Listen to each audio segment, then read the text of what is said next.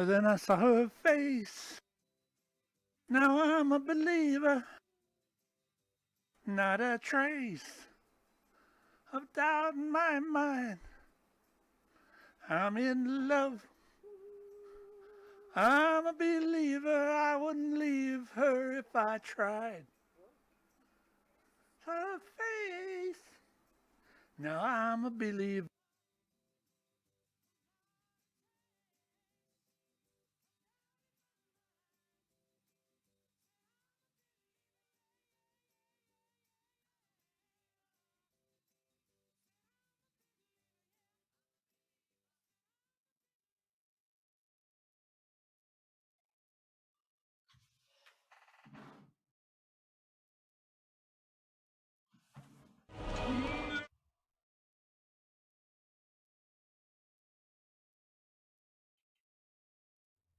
Please enjoy this feature presentation of the Crooked River Radio Network. This program may contain adult content and is intended for mature audiences only. Radioactive is sponsored by CrookedRiverRadio.com. Crooked River Radio is an internet radio station that is live 24/7 playing top 40 hits from the 60s through the 80s. You can find us on Live 365, Simple Radio, Roku, Radio Garden, and even Alexa, as well as our website. Come on and join us on the Crooked River. The story you are about to see is true, however the names were changed to protect the imbeciles. Ladies and gentlemen, here it is, the most listened to radio show on the planet. Even the other stations are tuned in too.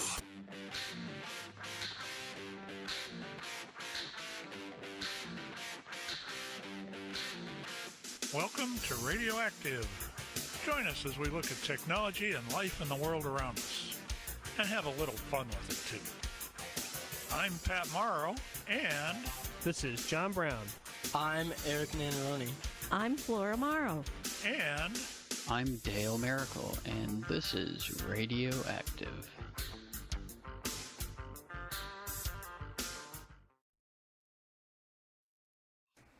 Good evening, everybody! Good evening! Yo, yo, yo. Yo-yo? Howdy. Yo-yo! I play with yo-yos. I know a bunch of yo-yos, too, but that's beside the point. Thanks for asking. Oh, what a night we're in for tonight. A Browns victory weekend, which you couldn't ask for better than that. And Ohio State victory weekend. Yeah. Yeah, Ohio State won.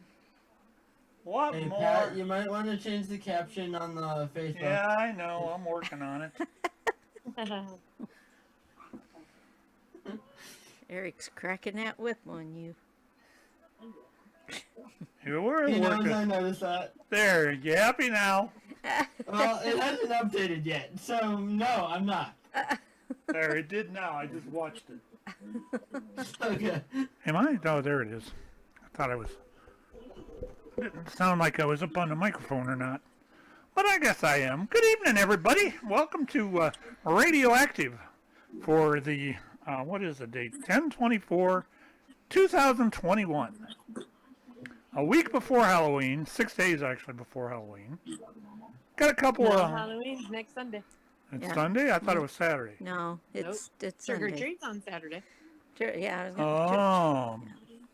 You know, they in my time, back in the old West, they used to call, we actually used to have 2 nights that you could actually go out for Halloween treats. You remember any of that, Flora?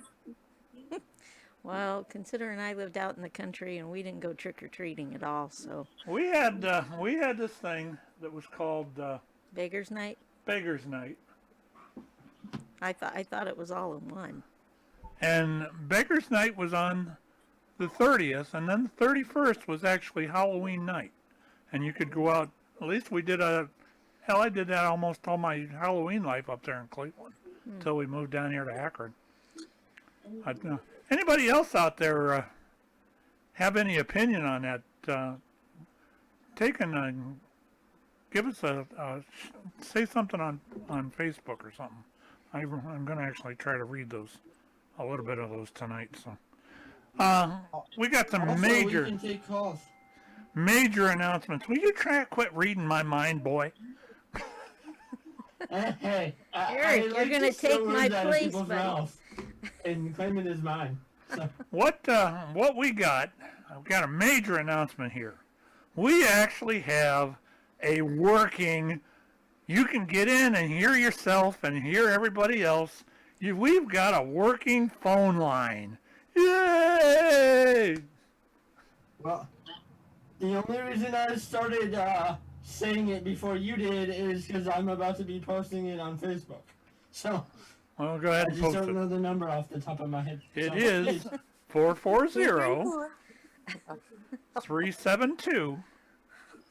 440-372-4688.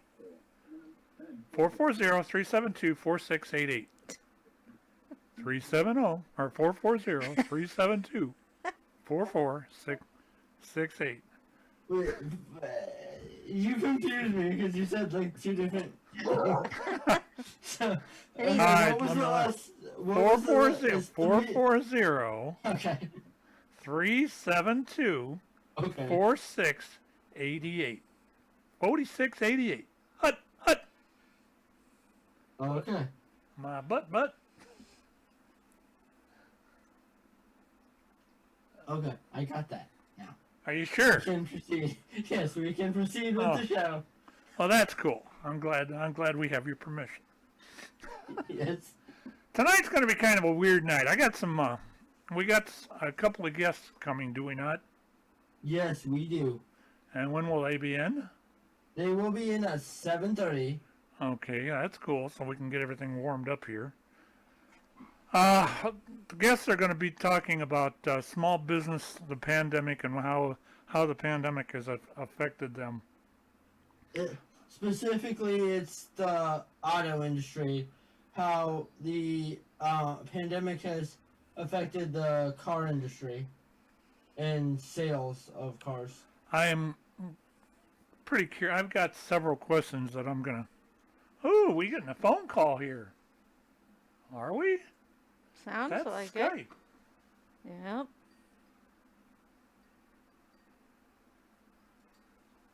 Hello, can you hear us?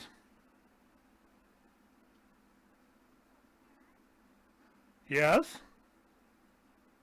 Chad? Oh, and I think you got the wrong number. No, I don't. You're actually on a, right now you're coming through a podcast on Crooked River Radio. We're in Akron, Ohio, yeah.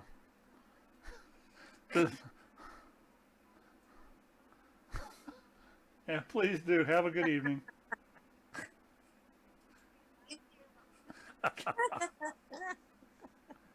That was great. Okay. Okay, let's. I'm like, all right. How did they get that? Okay, how did they get over to Skype? I was gonna say, No, I honestly thought that was a prank. I thought it was his girl. I thought it was his girlfriend. I'm thinking, wow, that's not this phone ringing.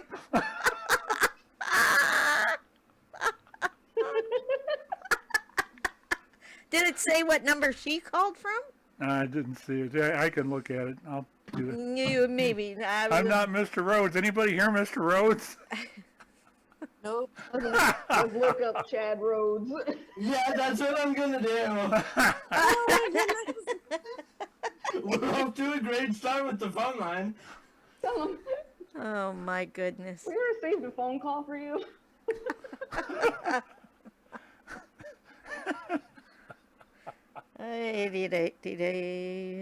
Oh my. Well, we actually told her about Crooked River Radio. Maybe she'll look us up. I doubt it. I was gonna say I didn't hear you say Crooked River Radio. You just said You it did. was Yeah, I did. So from what I've heard, he's a vice president of sales at a company in North Canton, Ohio. Well, he should listen to our podcast, and then he should give me a call on the phone and let me sell him some airtime. some airtime, since his callers are calling here anyway. How close? We're off to a great start. Oh my goodness. How funny. It's kind of weird that had never happened because you said it was Skype, right? It was the Skype number is what rang, and even though I didn't pay for that thing, it's still hanging up here. Well, it just seems weird that there were never any calls before. So she must just hit a wrong number. I don't know. Missed it by 1 digit. Missed it by that much. That much. And if it's the same person, or if the person that popped up when I Googled the name is the right person, they're from North Canton, and that Skype line is a Washington area code number. Well, it's not even a local number. Maybe he's got a cell phone. Good point. Yeah, I tried to do that. They told me that I might have a point, but if I wear a hat and comb my hair different, maybe nobody will notice. Yeah. Oh my.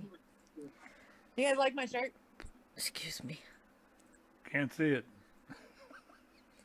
Do what now? Yeah, I see it. No, he's blind. Oh yeah. Oh, Here's my shirt. That's kind of cool. That's cool. What is I it? picked it up. It's the Ohio State thing. Spells out Ohio. Oh, cool. Yeah, I see that. Now I see it. Now I I picked see it up it. last night. Close my eyes, and now I don't. Oh my! So how'd you do? I did good. Good. I ran a 13-minute, 49-second mile. I wanted to keep it under an hour for the 4 miles, and I did a good job. I did it in 55:12. That actually is pretty good. Yeah. For me, it's pretty good. Is that? You think that's your best time, or close to it? No, or- no, No. no. My actual for the half marathon, I ran a 12. It was like 12:45 or something like that. Well, that's not too bad though, For the one that I considering the set my weather personal and record. all Yeah. the other crap that was going on. Yeah. Go ahead. The weather actually wasn't. It was chilly. Down there, I ran the Ohio State 4-miler. This morning.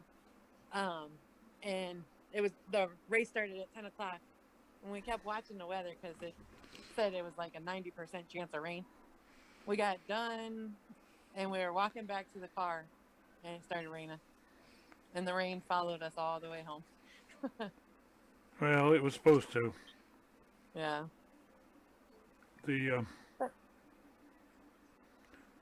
You have to worry, especially with temperatures like this, when you've got runners. You have to worry about hypothermia and that because of Yeah. the moisture in the air, and that somebody could really get screwed up over that. Yeah. That's why Well, you they have most of your race teams have physicians and that there, and they advise people to actually to watch the runners to make Yeah. sure they're not laboring or anything like that. Yeah, it was very well organized. And they had paramedics and everything along the course. I wouldn't expect anything else for Columbus and Ohio State sponsoring it. Yeah, best experience race-wise that I've ever had. Is we got to finish on the 50-yard line at the horseshoe. That was amazing. Could you imagine playing down there? No. Walking out in front of 100,000 people like that? That stadium sits, I think that stadium seats like 107 or 110,000. It's huge. And it's a big place. Big place. I think actually my sister's run that race, Justine. She'll be joining in a little while. She's one of the people we're interviewing. But I know she's done the Akron Marathon and a few other races around the area too. Sweet. Yeah. Yep. Sweet. The medal was cool. It's I'll have to go get it, but it's in the shape of a jersey, and it has the number 21 on it for, of course, 2021. Mm-hmm. And it's really heavy too. Have you ever done any of the hot chocolate runs? No. around here? No. Oh, okay. No. I've done like the pumpkin run, which was, I believe, yesterday. But I didn't do it this year because I was headed to Columbus. But I've done like the Great Pumpkin Run, the color vibe runs, and stuff like that.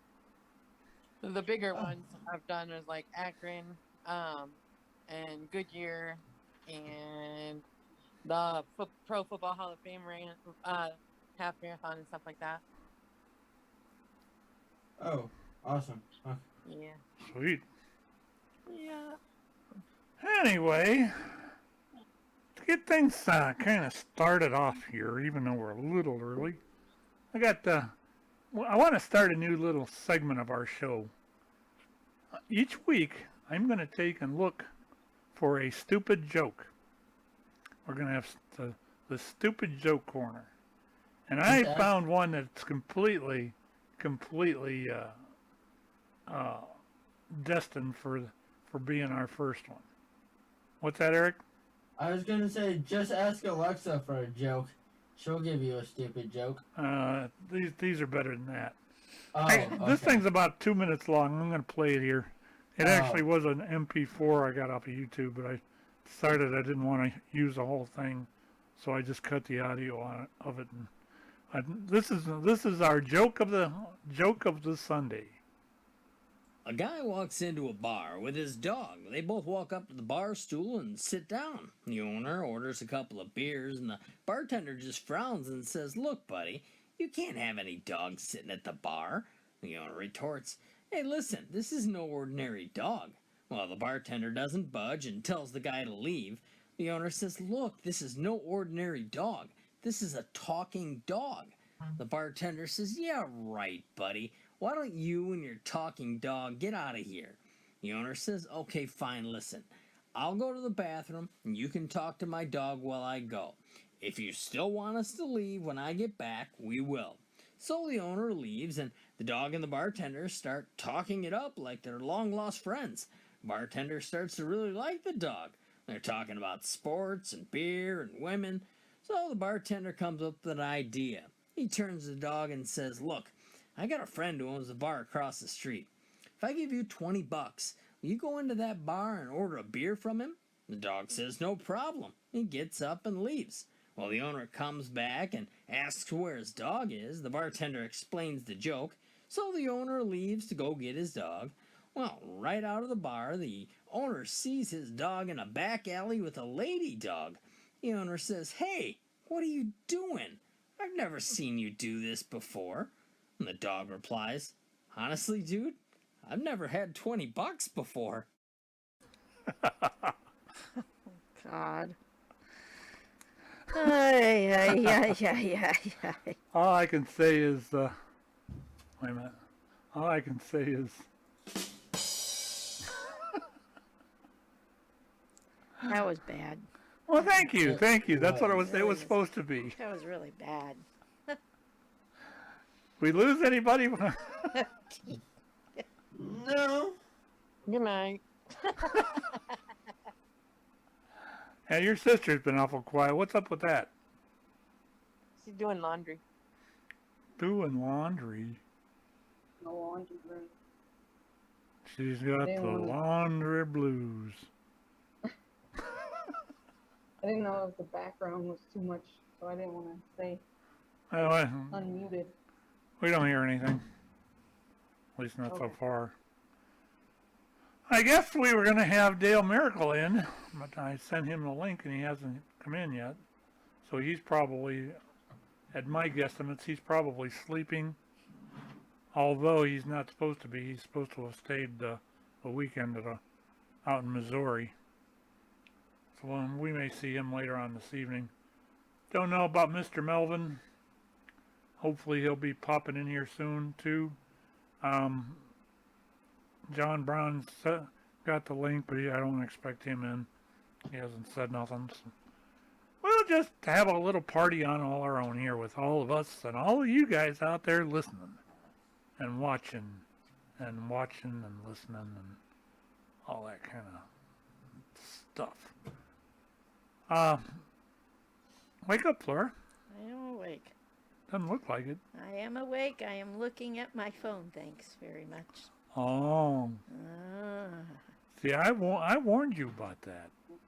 How addicting those phones are. Oh, please. Whatever. Mm. Whatever. Who went out to dinner the other night and left hers on the table most of the time? And who had his? And look at the screen right now where the Zoom is, and look who was looking down at his phone, Erik.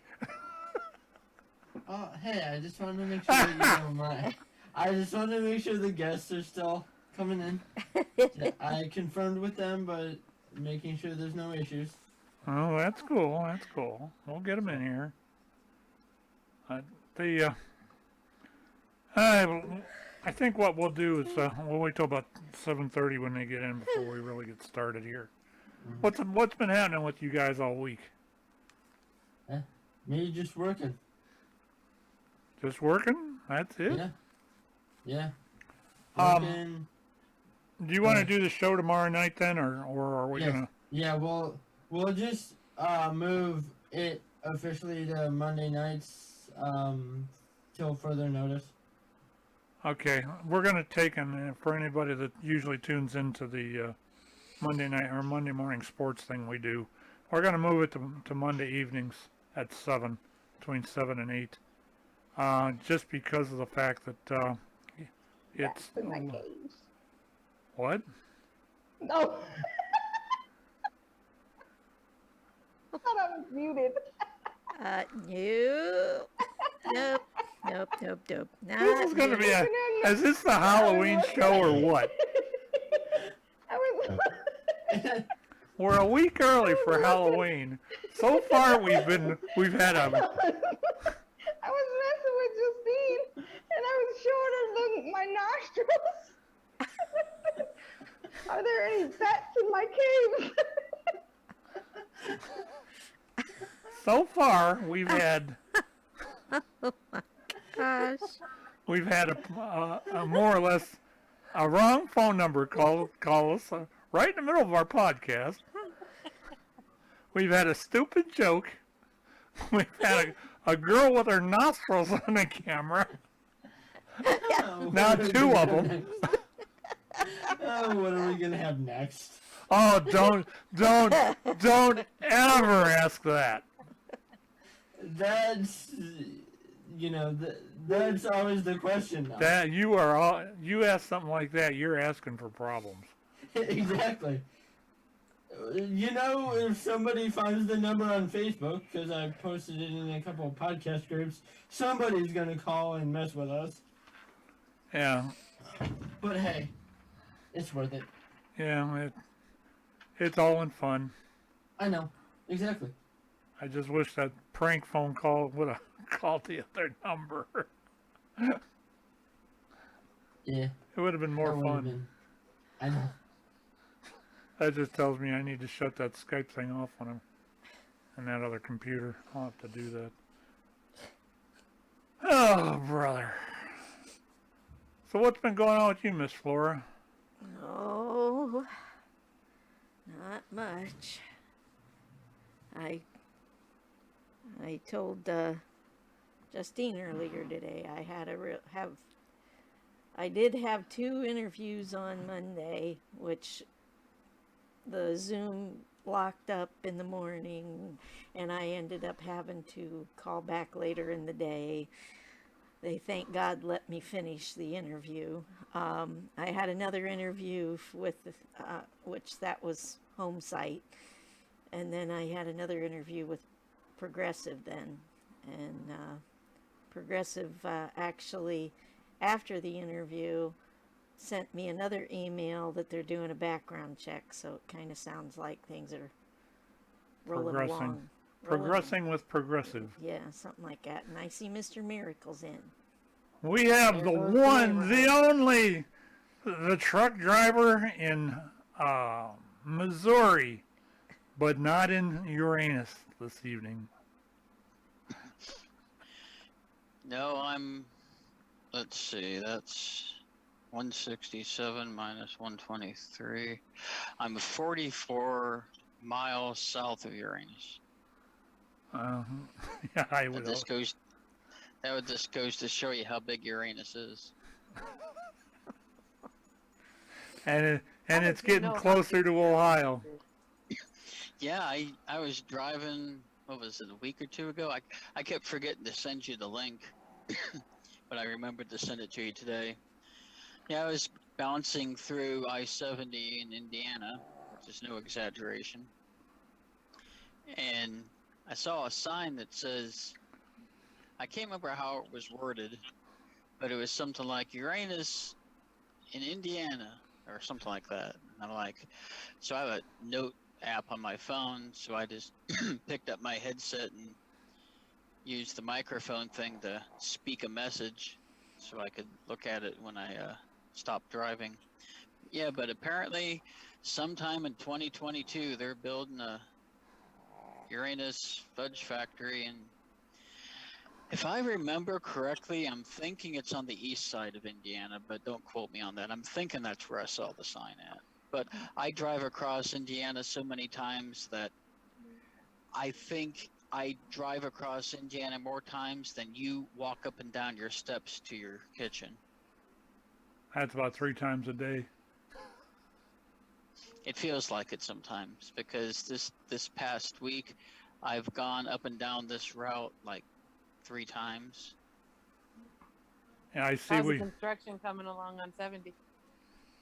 It's gotten to the point where I'm taking it's gotten to the point, Justine, that I'm taking US 40.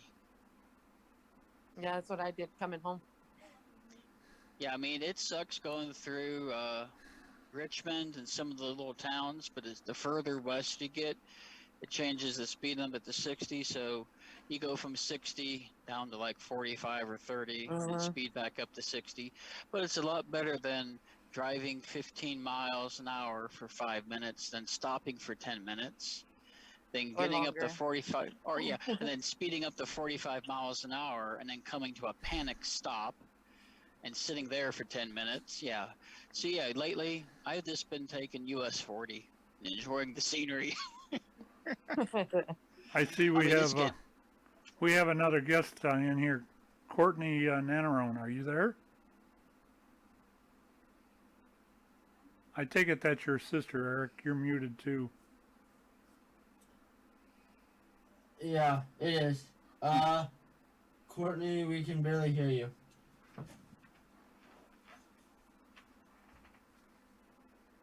Okay. Is she okay? Is it okay? Give me a second. Okay, go ahead and mute. We'll just go ahead and continue till you guys are ready. Anyway, I take it. Yeah, that's right. Poof, gone. Dale, what were we talking about? That was traffic in Indiana. Oh, that was right. And you guys were talking. Sorry, I interrupted you. That's all right. But that's the way it goes sometimes. Yeah. This brain farting stuff don't ever get old. That train has totally derailed. That's right. It's a very good tip. Anybody wanting to go to Indianapolis is when you're going down 70, just before you cross into Indiana, you'll see an exit that says US 40 East and West. Just do yourself a favor and get off on the exit for US 40 West. And I think from that point, you're about 70 some miles from Indianapolis. So 70 miles from Indianapolis. Approximately, I think. What is it? That sounds like a song. Let me see. 150. What is it? 156 minus 109. That's not right. 47. Oh, anyways, I'm thinking it was A little over 100 miles. because it's like I'm thinking. Yeah, I think it's like maybe an hour. I know what it was. I know what tripped my thinking there. On the interstate, it'll take you like an hour. That's what I was thinking. My mind just went phew. On the interstate, it'll take you like 60 minutes. But if you're taking US 40 with all the stop and go and stuff like that, it'll take you about 70 to 75 minutes just because you're going through these little towns, going 30 miles an hour for like a mile or two, and then you speed back up to 60. Yeah. But before this thought leaves me, and then I'll let you continue, I thought it was kind of an interesting mural that they had mural, or however you pronounce that, in one of the towns. Their distinction, or their claim to fame, is they were one of the stops on Abraham Lincoln's funeral train. Wow. Does anybody remembers the history, or if they ever, I'm not sure if they ever taught this in school or if it's something I watched on TV, but in any case, he is such a prolific leader in this country that they had him on a nationwide tour by train so that everybody can pay. Yeah, I had read some stuff back when I was in college about that. There was I'm trying to think who did the story on that. Was it My Captain? My Captain was on about Lincoln, I think, and the death train.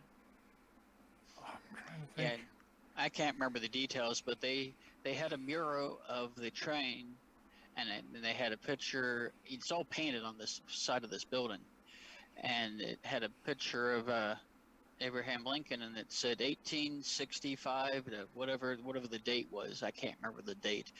April something, I think, and don't quote me on this. I only saw it once, and they said, yeah, the train stopped here for paying the last respects. An infamy day. I thought that was kind of cool, though. A day that will live in infamy. Live in infamy. Yeah, how we go from Uranus to the 16th president. You never know what you're going to get on Crooked River. To infamy. To infamy and beyond. To infinity and beyond. You okay, Flora? Yeah. Okay. Now, Pat, while I got your attention, what have you got my attention? Thought of the stuff I've sent you on Facebook Messenger? I'll tell you what. That last week that you sent me that, I think we actually used that one clip from that lady last week. I used it as a conspiracy thing. Where in the heck did you find that? That thing was really good. There's a group. There's a guy I met from another group, and he had a falling out with some of the members of this other group, so he took his ball and went and made his own group. And he didn't have anything against me, so he invited me to his group, and he's got some friends across the country and some people in like South Africa and some other countries, and he works for the government, and so he's the one I spoke about before with the No Such Agency. Yeah, that. That's where some of these guys find stuff all over the in their area and their news sources. They post them in this Telegram group, and I don't send you all of them. Some of them I don't send you just because I'm left with the thought of WTF for like 2 or 3 days. Yeah, well, that I was. Hey, Pat, I think we're ready when you're done. Okay. Talking. I was under the same notion when you after I saw that thing. I was almost dumbfounded. The fact that you could apply that to that was actually talked about in 1981. The fact that you could almost put it into what's happening now, it's just unreal. There's one I need to find if I can find it again. I forgot to share it with you. But there was another one where the UN, and don't quote me on this, I'm thinking it was the UN, did, and this, I can't remember how many years ago this was. I'm thinking it was fairly recent, but I don't think it was like really recent. I'm thinking maybe 5 years ago or so, or longer, where they did a preparedness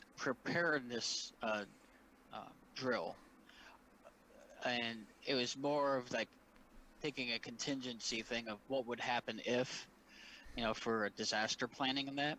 Yeah. And one of the things that they did was plan for a pandemic across the world. How did? And when you watch the video, I've been crazy. I've been under the impression that the powers that be in this country have wanted a pandemic since the 70s, and I think the ideal time was now. Let's take and break this for a little bit.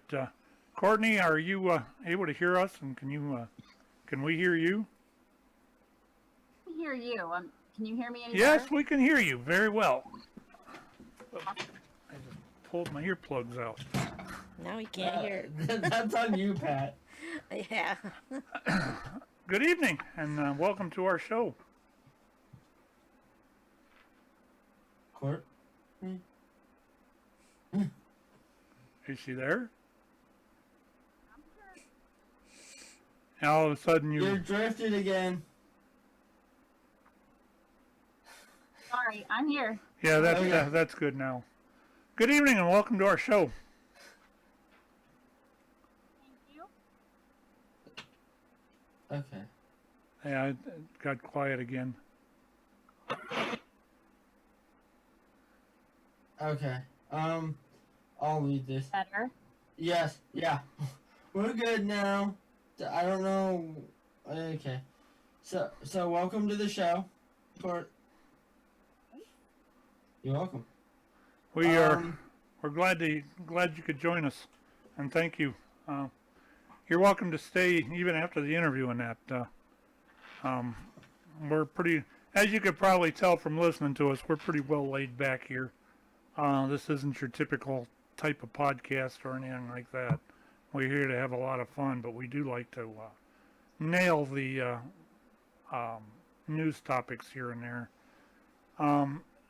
The reason that one of the reasons I asked Erik to invite you is the fact that we've been covering the effect of small business and by the pandemic. He told me that you would pretty much. He said he twisted your arm to come on here. Did he? Only a little. No, that's okay. I was happy to come on. And well, not well. We won't put you on the spot or anything like that. It's if there's something you don't want to talk about or anything like that, just tell me, bluntly, like everybody else does, That I can do. I've had people that I've interviewed in the past. I'm trying to find something here, so be patient with me. I've had people. Where in the heck? Oh boy. I've got my video on here, so you can see me. I have somebody else with me too. Okay. And there's what I was looking for all the time. I've had people tell me, "You are mean to me. You insult me, and you don't appreciate anything that I do." and that's just the way it goes. Anyway, why don't we get started by, why don't you tell everybody where you're from and what business you're with? Yeah, so I am an auto sales professional. I work at Hyundai of Bedford and Genesis of Bedford in Ohio. How long have you been doing that? Just over a year. And your friend there, I take it you're Steve? I am. Okay, and why don't you tell us about yourself?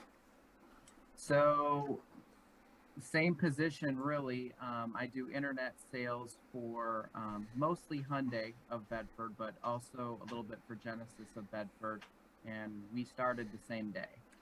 I think you guys probably get tires from where I used to work Do you know Dealer Tire? Who do you have? You have to have a driver from there. Do you know his name by chance? I don't know offhand who it is. I'm betting it's probably Jamal, because he usually does that Cleveland route. I worked for a tire delivery place. I was a subcontractor over here out of Talmadge, and I was a courier for medical supplies, and then I did a tire route for Dealer Tire for about 6 years, except I had Youngstown and beyond. My route went through Cortland. It actually started in Strongsville. I went through the place I hated. It's out there. You know where I'm talking about, Flora. What was that first stop? Flora? Hmm? What was that first stop for my Dealer Tire thing? Preston Kia. Was I dozing a little? Evidently. That's like Youngstown Warren. Preston Kia was in... I do apologize. Where was Preston Kia? I was up late last night and early this morning, so. Burton? Burton, that was it. Yep. Thank you, Justine. My route actually went from Strongsville through Burton out to Cortland into Youngstown, and then at one point it went through Salem and back. So I'm pretty familiar with the tire industry, and I also had 30 years in the. I was in production at Chrysler Twinsburg before it closed, so I'm pretty aware of what goes on in the auto industry on the manufacturing side of it. I guess the reason I'm bringing that up, considering the pandemic and everything we've heard, what is the status of you guys up there? Do you get enough cars, or are you having trouble? And then we can talk about parts. So I would say we've been pretty fortunate in a way. I would say that from what I understand and what I've seen from other dealerships, including, compared to what we have inventory-wise.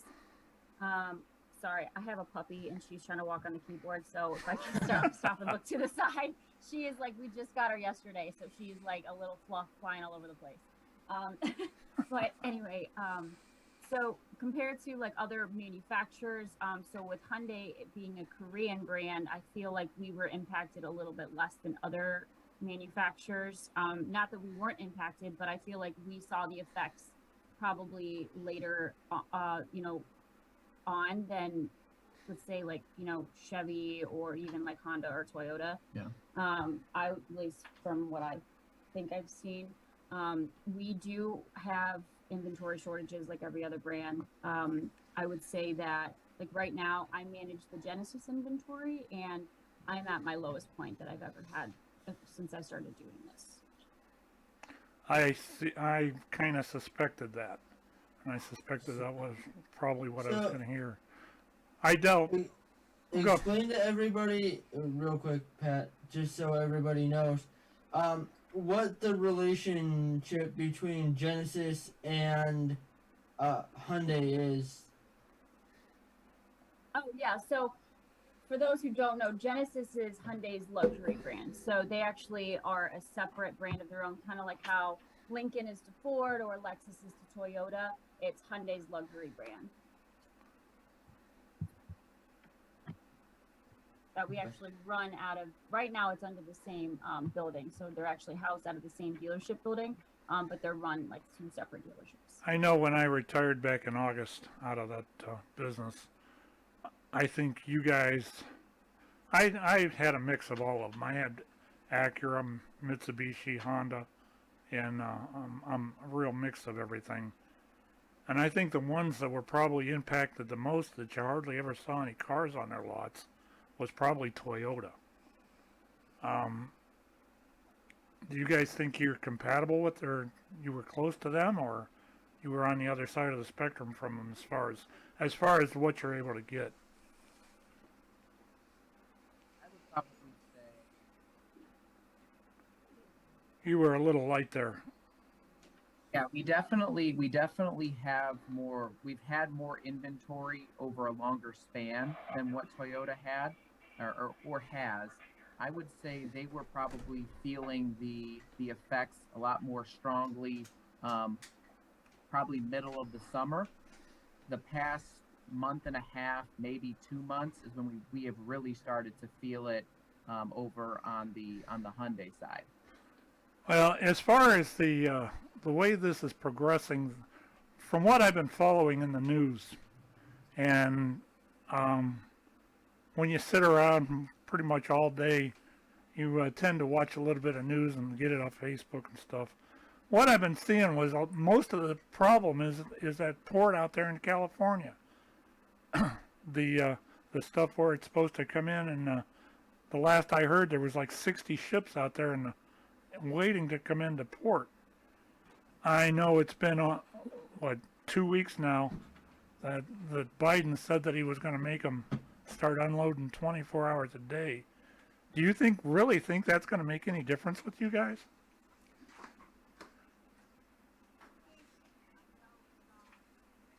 You're a little light. Part of the difference. So I know for the Genesis cars, they're all manufactured in Korea, whereas the Hyundai cars, over half of the Hyundai cars, like the majority of Hyundai cars sold in the country, are actually manufactured in the U.S. Correct. So the cars being shipped over for Genesis are sitting at the ports. I can see a list of my allocation, and I can see the number of cars that are sitting at port. Like, they're made, I have a VIN number for them, I can print a window sticker for them, and it just says they're sitting at the port, and I don't have a date as to when I'm going to get them because we don't know when they're going to get offloaded. So I do know that if they start unloading more at the port, it'll make a difference for the Genesis side. Now, as for the Hyundai side, they are waiting on things like individual parts to do the manufacturing in the U.S. So I still think that that'll make a difference when it comes to finishing the manufacturing, because they have cars that are manufactured up to the point of getting the chips or the individual small parts they need. They basically have the rest of it built, sitting in a lot, waiting to have those parts put in. That leads to a very interesting question to me. How many dealerships of Genesis are there around the country?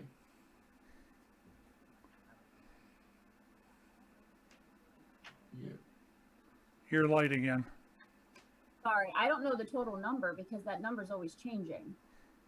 Oh. Okay. That leads to a pretty interesting question to me. As far as the possession of chips, now let me take you through a little history of that I know about these components that everybody's lacking. I know that there was a major chip maker in, was it Japan or China or somewhere like that literally burnt to the ground.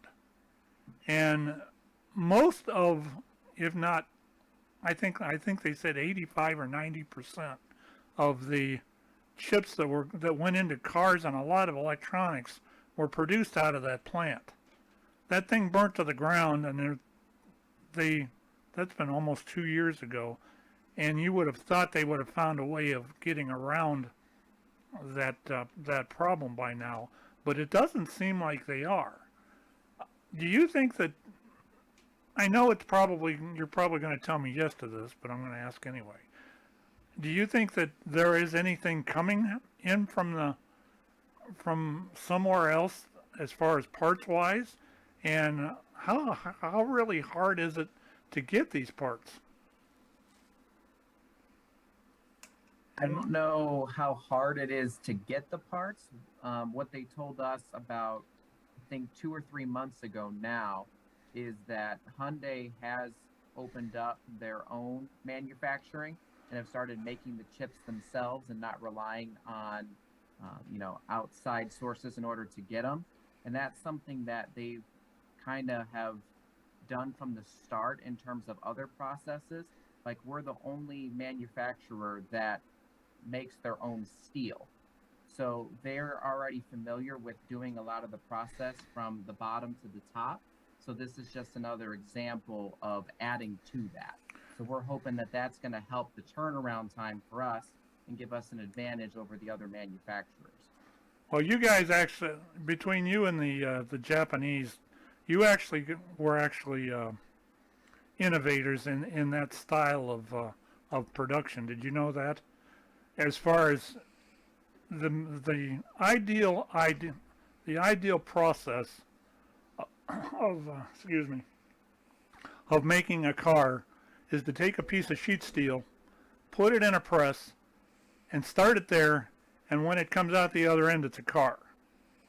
That supposedly, according to Lee Iacocca and everything that I learned in the industry when I was in it, and I had 30 and a half years there, was supposed to be the ideal process. And it wasn't the U.S. manufacturers that came up with that idea. It was the Japanese and the Koreans. They said that there was easier ways to make the stuff. They started the whole process started in 1973, I believe, 72 or 73, when they started playing with Japanese steel. And I know for a fact that the Japanese steel for a long time wasn't anywhere close to what U.S. was. But once it did come around, you guys taught the U.S. all over the place and back. And there for a long time, it was a struggle for any of the U.S. companies to sell cars, where the foreign stuff was selling left and right.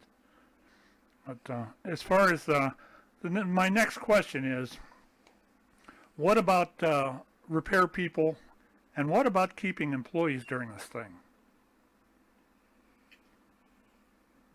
And we're not alone. We've had, especially on the service end, we've had a lot of people going in and out just for a number of different reasons. It seems like, a lot of industries are facing the same struggle that we're having, but we probably, in our time, I would say the shop employees have basically rotated in and out probably minimum 4 or 5 times since we started. I can only think of 2 or 3 guys that are still there from when we started on the service end. So we've definitely seen some struggles on that side. I won't ask how much that they're, how much you're paying or whatever. I guess that's really none of my business. But how do you feel? Do you feel that there's enough incentives being given to keep these employees?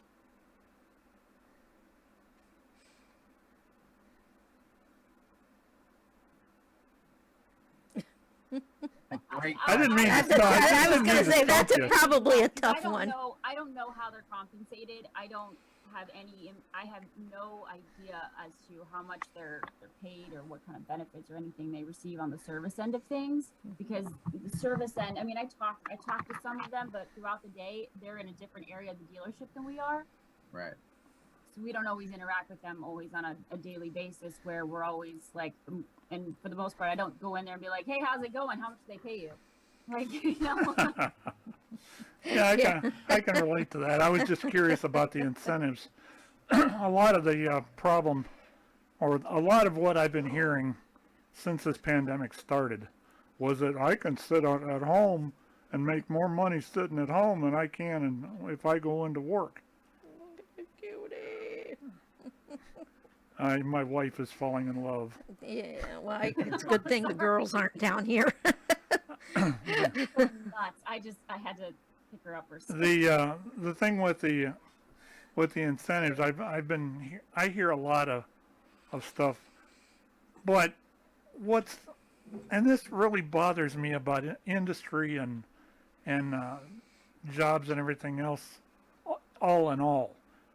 When you can sit at home and make more money sitting at home and you can, and then or when you're working, And the ones that are complaining the most is like your restaurant industry and stuff like that, where they're saying we can't get enough help. We need to take and cut these incentives. And then somebody on the, I won't point any fingers here, but somebody like my wife, who is actually a very He's not going to point any a very fingers. she's skilled labor as far as one would consider it. She has a hell of a time getting a job. I think it's my age.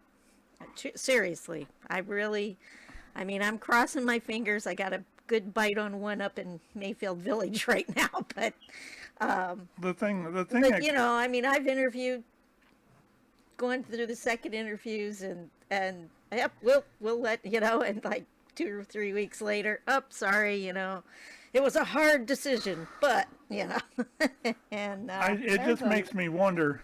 Go ahead, Mel.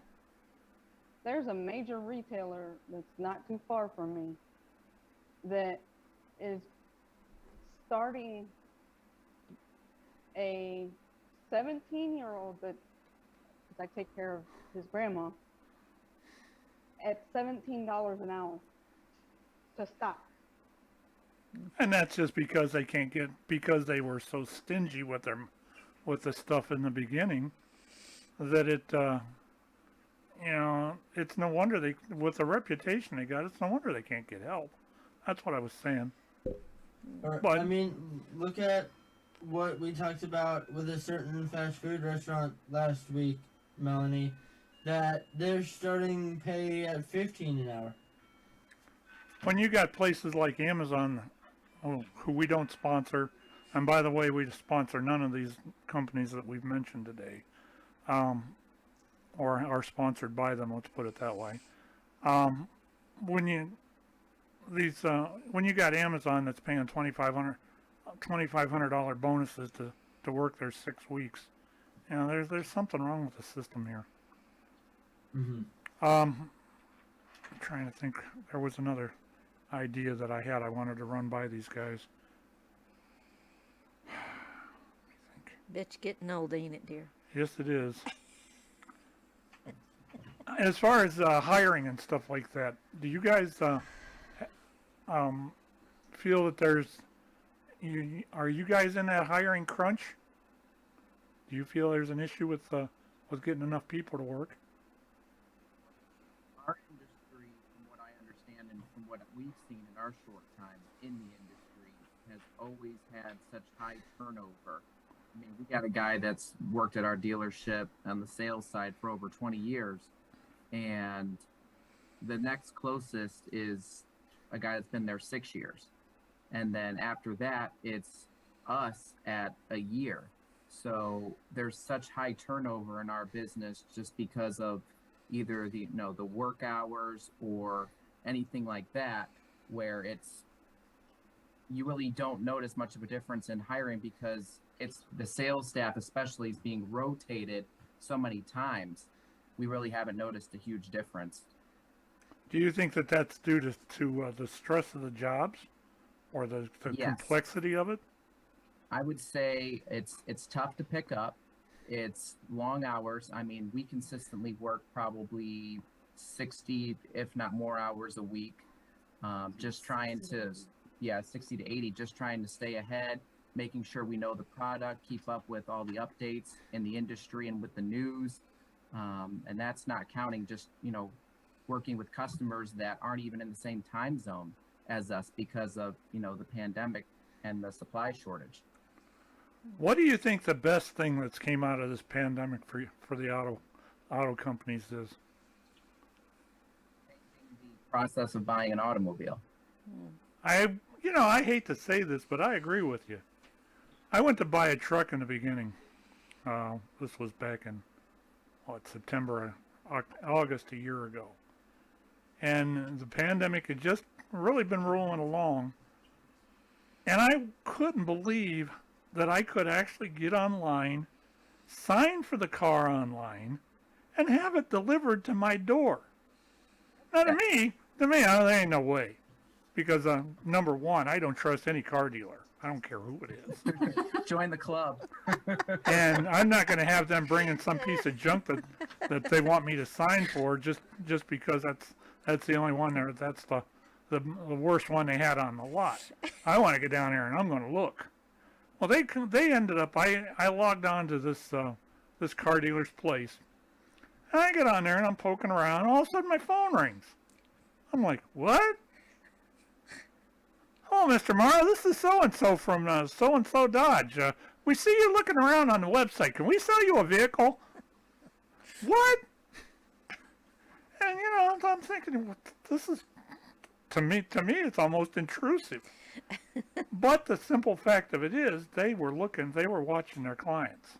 And they were watching for the clients. And that's where that whole thing has changed overnight, practically, from what it was before March of 2020 until after March. The fact of it is they had the technology there. I mean, look at what we've got here now. We've got Skype. We've got Zoom. How much has Zoom changed your life? How many Zoom calls do you do a day? A week? Tons of them, exactly. I do 3 podcasts here. 4 podcasts. Every one of them's got Zoom on them. In fact, your brother and I do 3 of them now? Yeah. And, I mean, look at him. Is that a face for radio or what? See how she doesn't comment. No. Do you guys get a lot of clients from out of state with the pandemic? Yeah, that's part of a lot of how things have shifted since the pandemic started in the car industry. It's the way we do business. It's more so because there isn't a lot of availability with cars.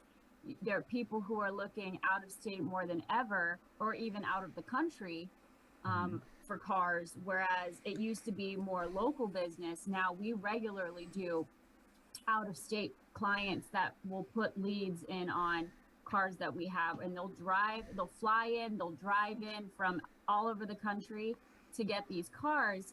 I mean, a big part of my job is, now we work with transporting the cars. So I actually have relationships set up with transporters to be able to regularly be able to get quotes and ship cars out now. And I just set up shipping to Norway, actually. I just had to do a car that I was sending to Norway, and then I did one recently to Mexico as well. I mean, they're kind of all over the place. Do you do you have any individual drivers that come and pick the stuff up like that? Are you guys doing Not any of individual that? drivers per se. There are central dispatch companies that will work with to help us find the transporters. Basically, like a portal, you put it up and see which company will accept the bid. Basically, because I know I've heard that there's a lot of that going around as far as some of the other companies that will actually, if they see a car, say in Columbus, they'll send somebody, and you want it, they'll send somebody down there to get it. And I've actually had the opportunity to get a job doing that at one time, but there again, it's driving again, and I'm not doing that much. I hate driving in the winter. When I was doing a tire route, I was putting 205 miles a day on the vehicle. I put I was averaging 56,000 miles a year on it, and that's just the vehicle driving. That's the delivery. And it's got to be too much for me. That's why I ended up getting out of it. I miss it in some aspects because I loved getting out and driving everywhere. Even though it's the same place every day, you get to talk to the people, your clients and stuff like that. And they all loved me. I got $200 or $150 in gift cards when I left. That was awesome. Anyway, anybody else got any questions for these guys?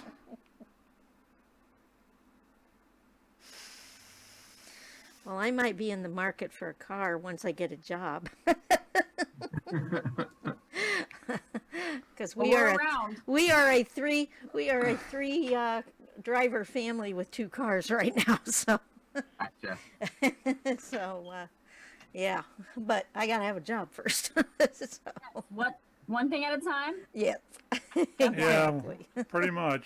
Let's get the Exactly. cataract surgery, and then let's And, think you about know, getting a car. and on the thing of him saying, Patrick saying about not trusting car salesmen, what is sad was my daughter had a friend that worked at a car dealership, and he was a preacher of the church that she attended. We bought a vehicle off of him because, hey, He works for he's a a pastor. preacher. Why would he? And oh my gosh, the thing ended up, it had all kinds of problems and whatever, and ended up it went into it sat here and became a bucket of bolts, and I had to pay to have it towed out. It just, I'm like, really?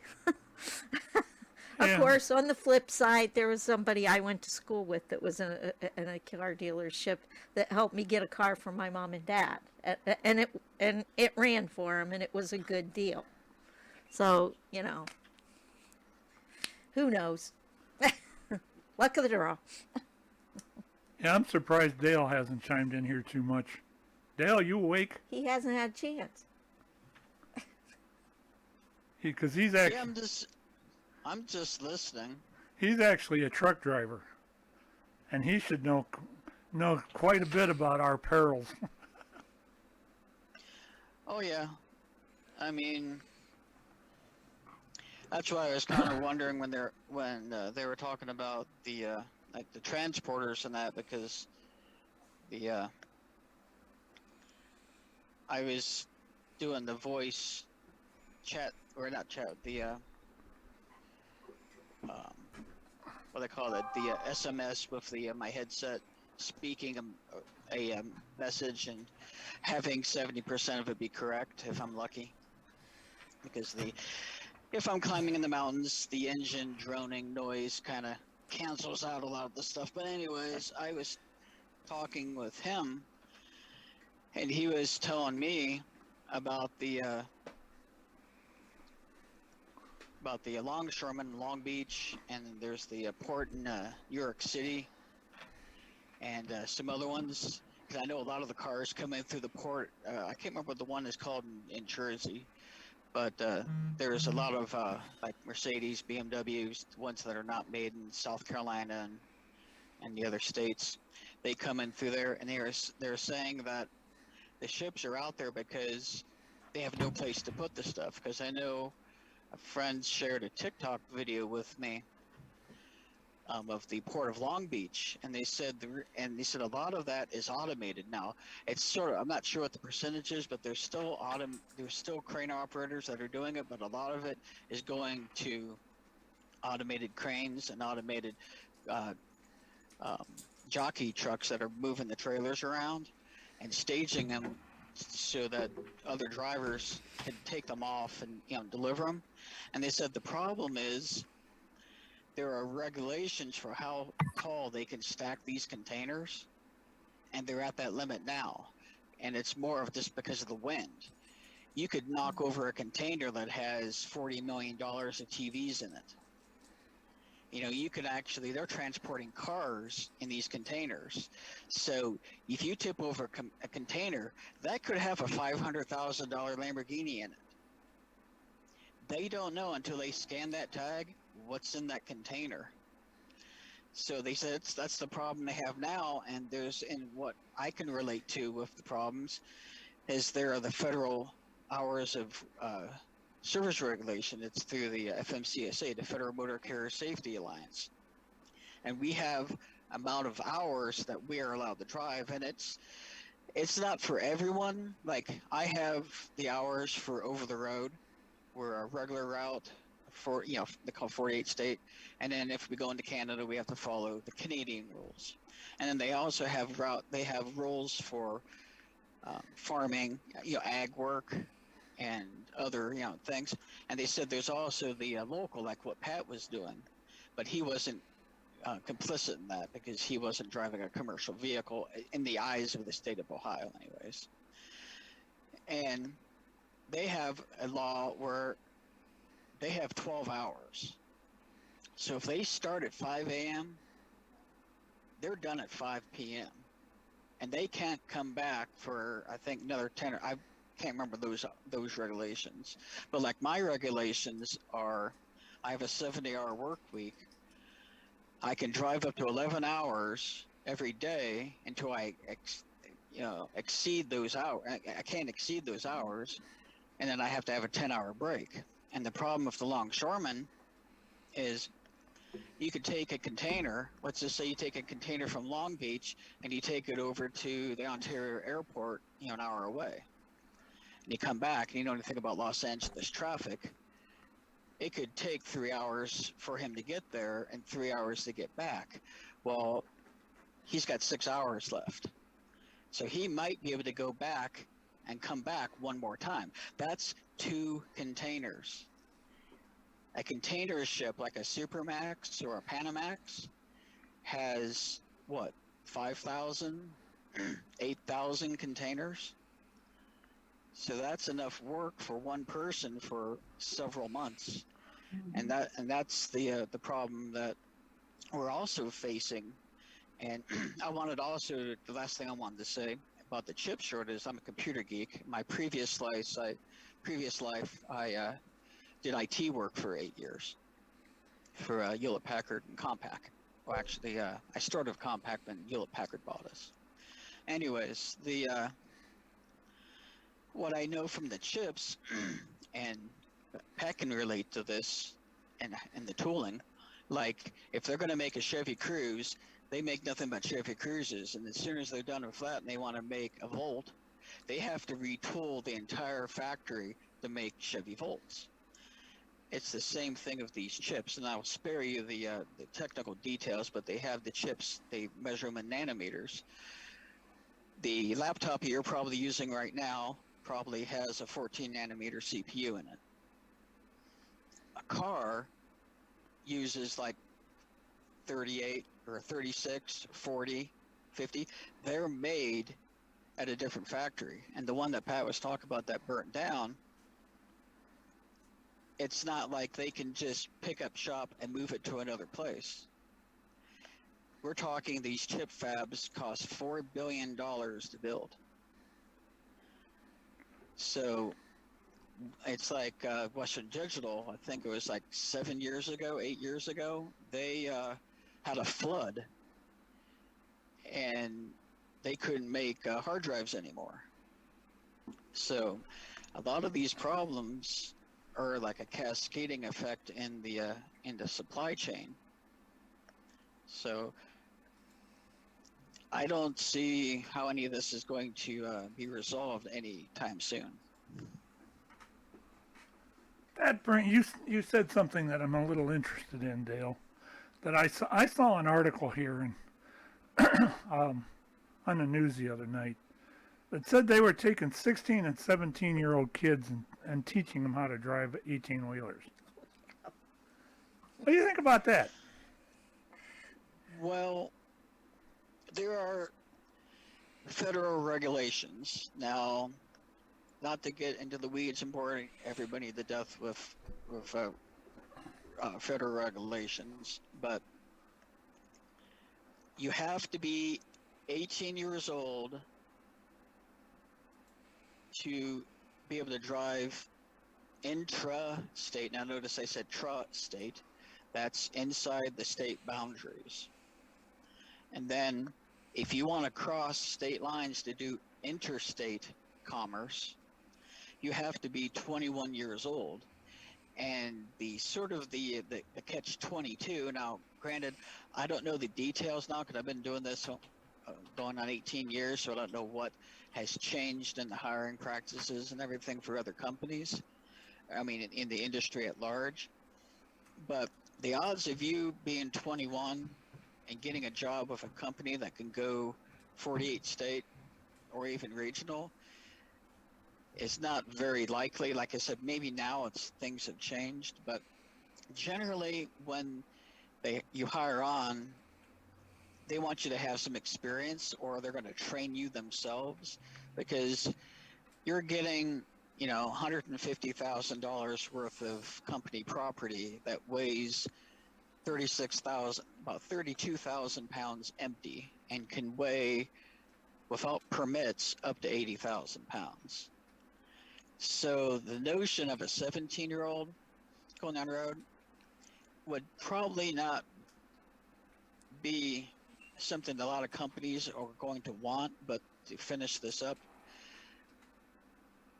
there's a flip side of this, and that we have our men and women, young men and women, that go into the military to serve our country. They are driving semis in Afghanistan, they're driving semis in Germany, they're driving them in France, they're driving them anywhere we have occupation. So they're already experienced coming out of the military driving semis in combat situations where people are shooting at you, you know. So you only get that experience if you go to Detroit or Central LA. But that's just a joke, but not really. So that's the conundrum you have. You have these brave men and women that have been in harm's way in foreign countries driving semis. They come back into the United States, and they're told, oh, the federal regulations say you can't drive until you're 21. You were given a gun. You were trained by the government to fight for your country, and you come back and you can't do the same job that you were doing before because of federal regulations. So as far as I'm concerned, if you can keep it between the lines and you don't can drive it, tear crap up, keep it polite, I have no problems with you. You bump the dock just like me, you go boy, you go girl. Interesting. Dale, with the lack or all the stuff at the port, is there a shortage on trucks that can grab it, or why is it just frozen at the port? Well, like, even though I don't really pay attention a lot to the media, because I just got burned out on it, but from the have read in my own peculiar interest is I'm thinking it's a lot like I said previously with the hours of service regulations. I'm thinking it could just be drivers getting fed up and leaving and doing something else, because I can tell you that if you're in a day cab, which is basically a truck without the sleeper, like I'm in my sleeper right now, it's about the size of an SUV in here, the interior, volume. Anyway, but you're in a day cab. You basically have one seat and another seat. You go to the port and you could wait. Like if you start your day there, your day technically doesn't start until you actually start driving or put yourself on duty on the logging system.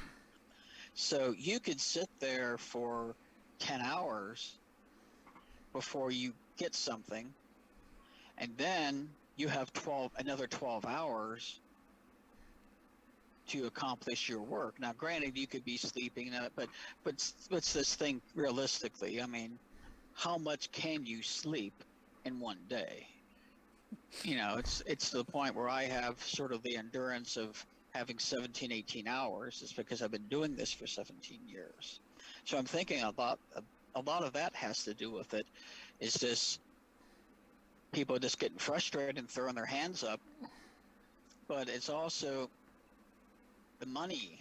The money, I don't know about what they would get locally moving containers around, but I would not be surprised if they were getting $20, $22, $23, $25 an hour to move these things around. So unless there's any politics involved or anything, that if you want to, whatever conspiracy theory or whatever you want to believe out of the government, unless there's something else going on, I don't see what the holdup is, because I understand when they say that they don't have the room to stack the containers up, because there are regulations of how far they can stack them up. So once they get to that point, well, they have to have something to put them on to move them out. Well, if they don't have the trucks, they can't move them, and if they can't move them, they can't unload the ships. So I don't know what the actual, and I don't want to get too much more into it and blabber on more, but there's also some other regulations that California did prior to the pandemic, which I don't know if they have reversed or not, because of CARB, which is the California Air Resources Board. They are basically the reason why we have emissions testing in other states, like E-Check in Ohio and other states, because in the 70s, California had a huge, horrible smog problem, and they've really, I do have to give them, some kudos. They have cleaned up the air, but sometimes their stuff goes way too far. And the last thing that they did with these trucks is they said, okay, it has to be this model year or newer. It has to have this type of engine, and if you don't like it, then tough. We'll find somebody else. So I don't know if that has been rescinded or paused, but that's the long-winded answer of my opinion to your question there. Before we wrap this up, with your experience, okay, real quick, do you, in truck driving, do you think there's regulations that they can change that wouldn't just infuriate drivers now and make them quit more? Or do you think it right now, with the way regulations are, there's no way to make them better?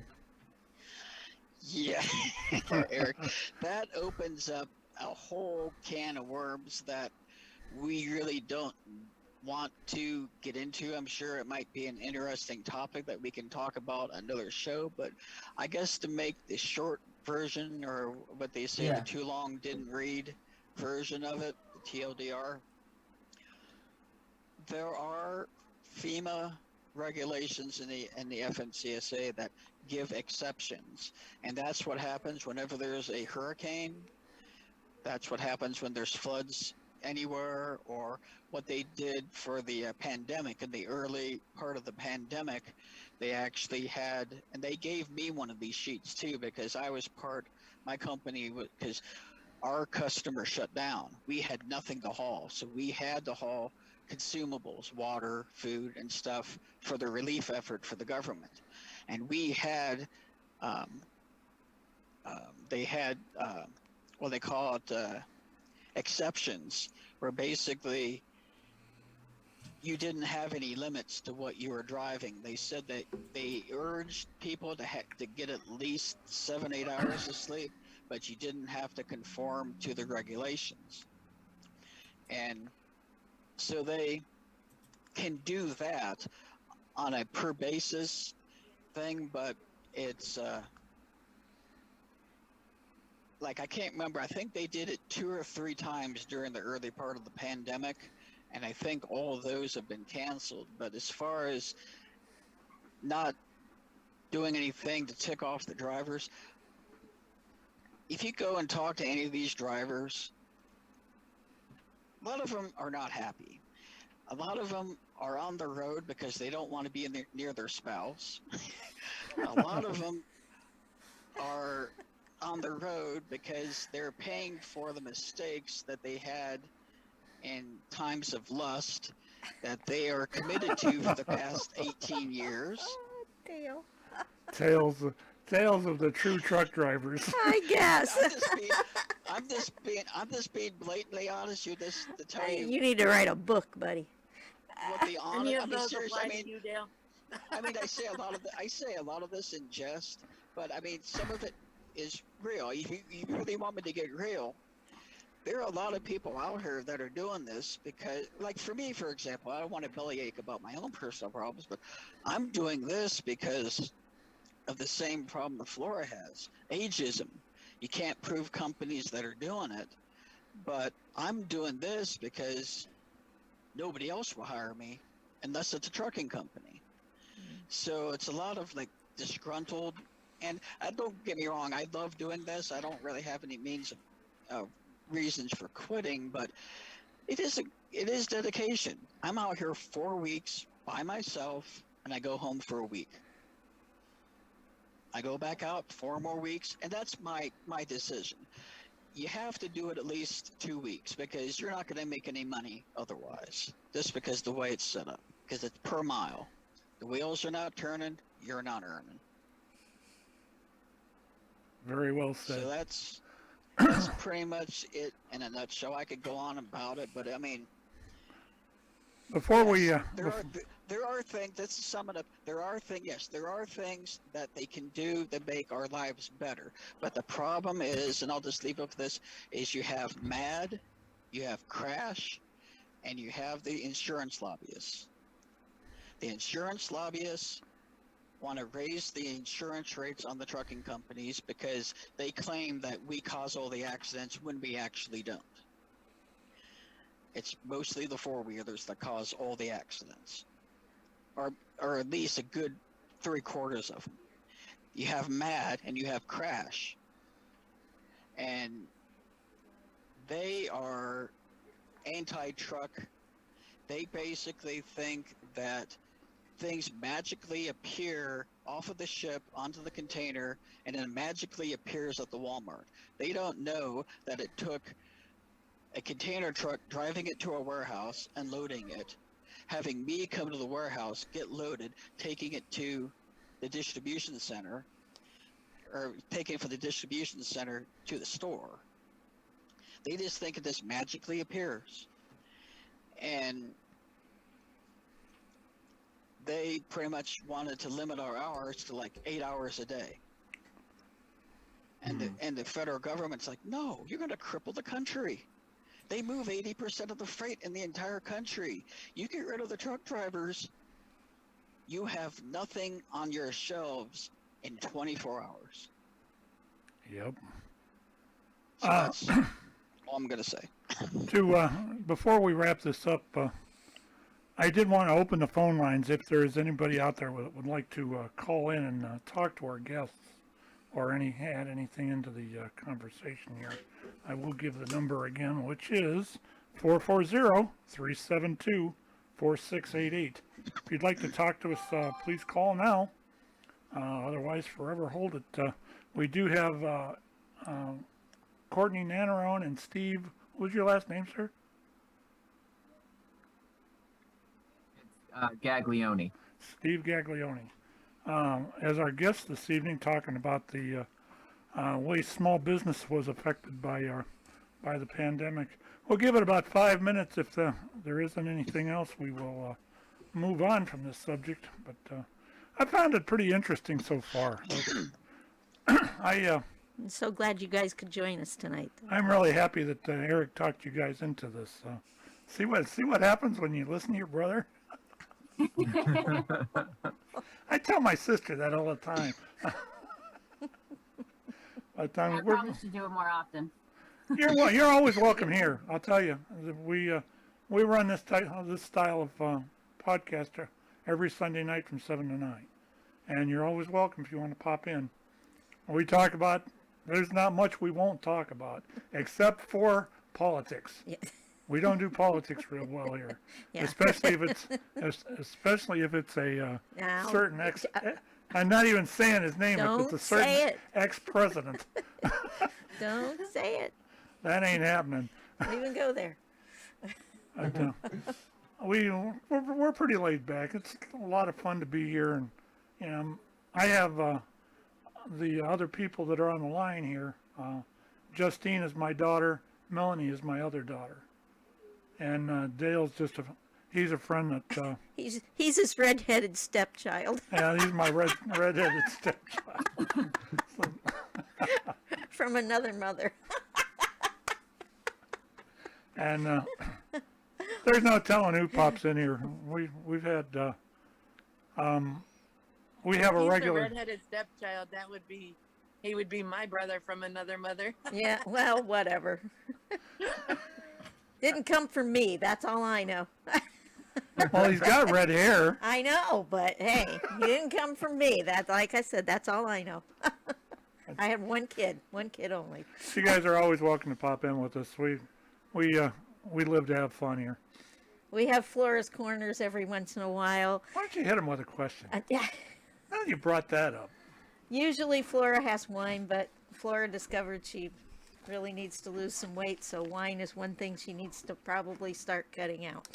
Yeah, I told Justine earlier today that I was starting to count my points, and I came down to, I had 26, which I'm using the Weight Watchers basis, and I was allowed 26 points for the day, and before the my count was 24 before I have my milk for the night that I have to use to take my one blood pressure pill. So I'm going to be right at the line today. So, and I had 26 points for breakfast. Yeah,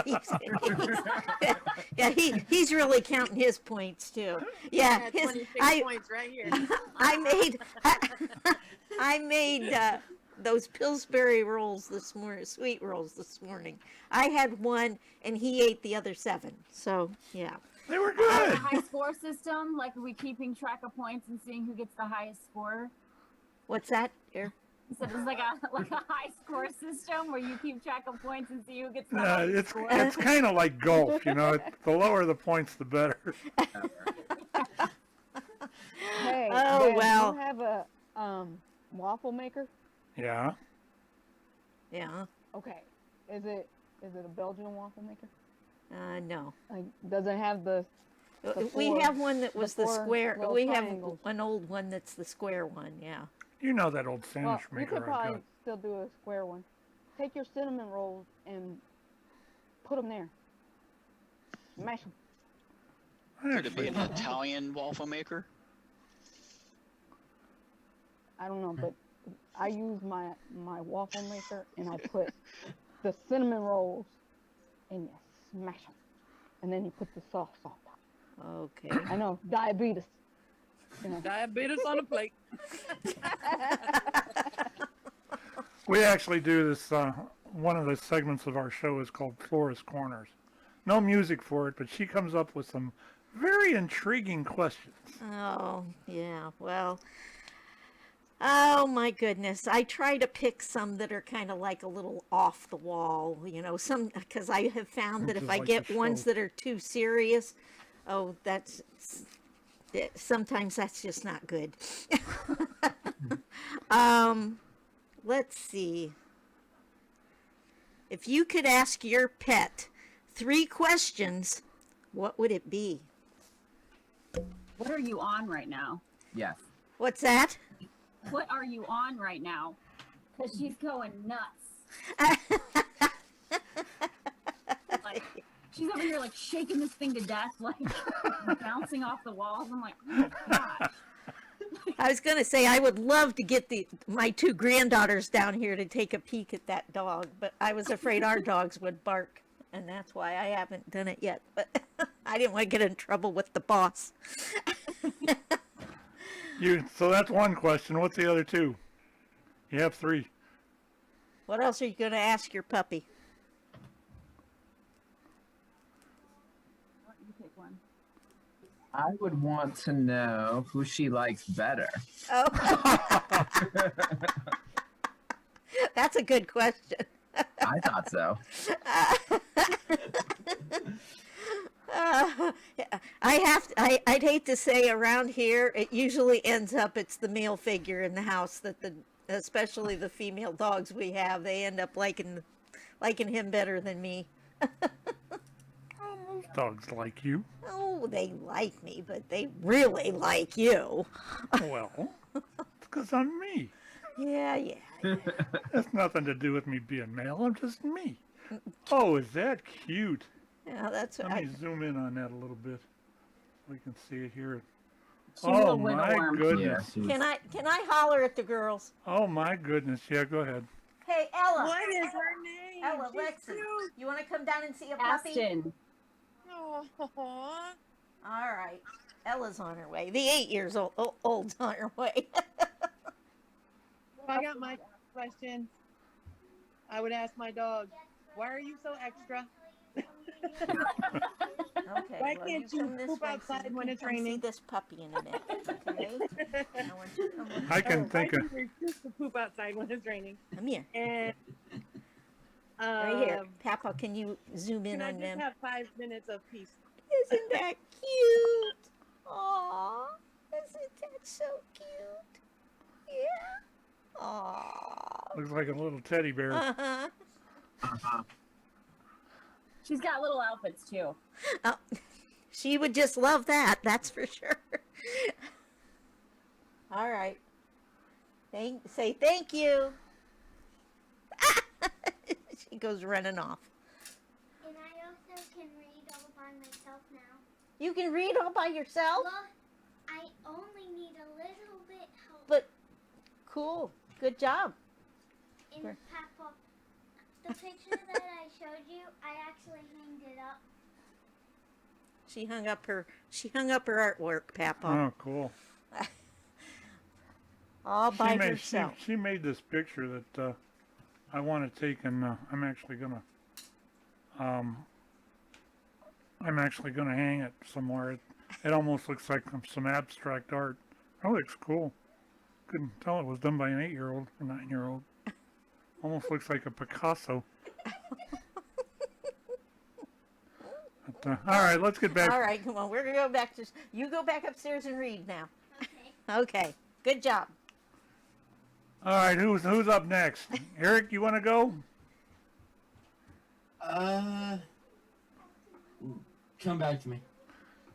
Justine? Oh, you already... What's your other 2 questions, Justine? I forgot. Oh, wait a minute. Okay, why are you so extra? Why can't you poop or pee outside when it's raining? And can I just have 5 minutes of peace?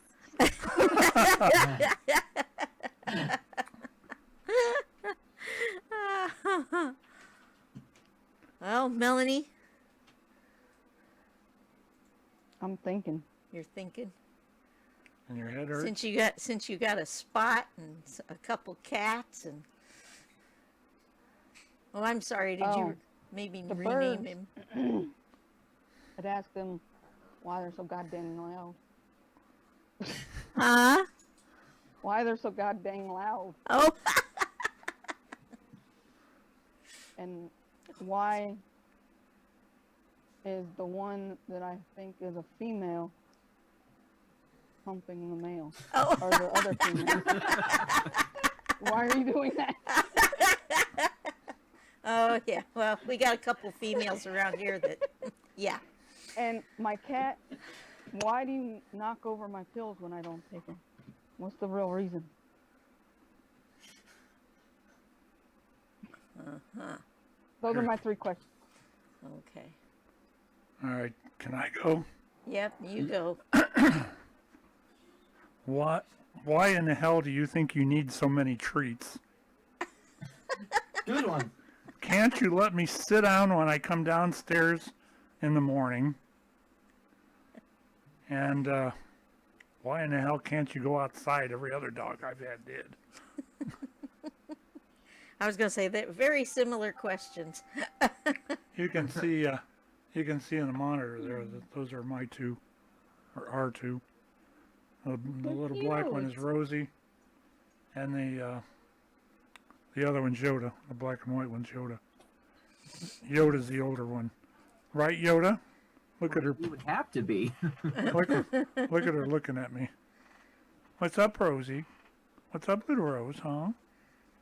Yeah, see, they love him. There's just, they She love wants him. up in my lap now. I'm just waiting till I get the full-time job again, and he's the one stuck at home with them too. I'll deal with it. Yeah, you'll deal with it So- all right. You'll just wait and see how fun So it Pat, is. are you ready for my questions? Yeah. I'm almost afraid. Yes, be very afraid. Go ahead, Dale. Knock us I'll out. give you a bonus one after my 3 here. These Wait a I minute, don't have you don't any. have any I- pets. Well, I had him growing up, so this is one of the dogs I would ask, because we had 1, 2, 3, we had 4 dogs. Now, what I would ask is, and I know the answer to this one, but I'm going to ask anyways, is why do you stare at me when I'm sitting on the toilet? And I know the answer to that one, and the answer is, hey, I drink out of there.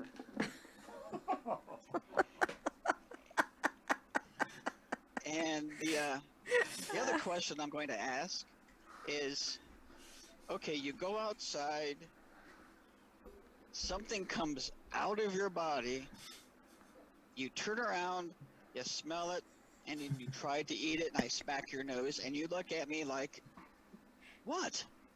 It was dinner time. What the hell? Yeah. And Don't you know that shit stinks? And then the third question is, I specifically want to ask the sheepdog we had that was 100 and something pounds, I think 140 some pounds. Why the dog would start whimpering because the 8-pound black cat was hissing at it at the top of the steps. You're 145 pounds. Just run up the steps and push it out of the way. And then my bonus question is for Yoda. How many years have I been coming over to your house and you bark at me like I'm breaking into the place? Because you're not here all the time. Well, and Dale, Ted came over yesterday, and actually, they both sat there. They barked at him, and then they finally, calmed down. The second he'd move or he'd come back, then it was. He's like, "What do you got? Brain dead here? You're Alzheimer's? You can't remember?" It's like, oh my God. Okay, well, good. I got 2. And this is actually for 1 per dog. 1, why do you feel like you need attention 24/7, and if I'm not giving it to you, then you slap me? And then the other one is why do you bark at any truck going by, even if it's just going down the road, not bothering us?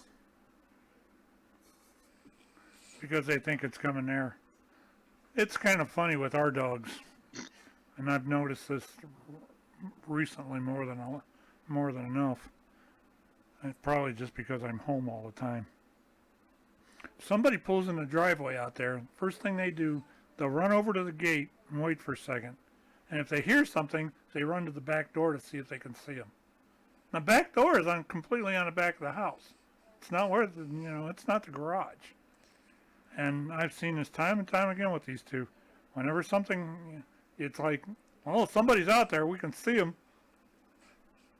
on the other side of the house. It doesn't quite work that way.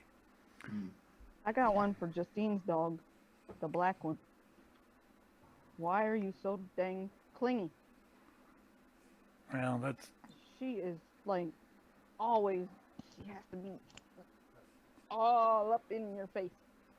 It's because she has separation anxiety, Melanie. Yeah. I think that's what's Yoda's problem, too. We're going 15, 20 minutes, come back in, and then... Oh, and she yips so loud it hurts your ears. Oh, my God. I think you were gone for a month. Get off. Yeah, Chewy has bad separation anxiety. And I think it was because we got her from the Humane Society. And she was dropped off more than once, I think.